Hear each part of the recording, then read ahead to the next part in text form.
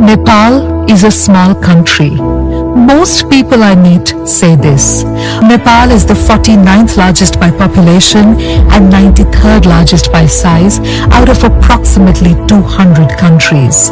It is 3.5 times as big as Switzerland and 7 times as big as Israel.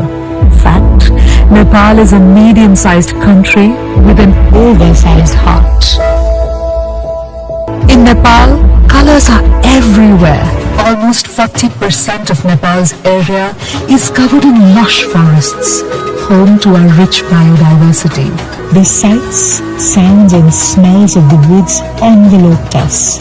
A walk through the forest gives a sense of peace that few other things can, isn't it?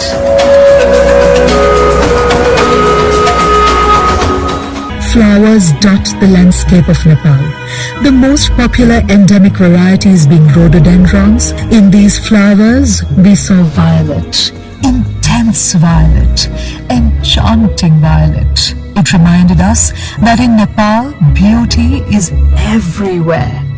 And I believe that a country crowned by the mighty Himalayas cannot be poor. A country made of beautiful hills with singing waterfalls.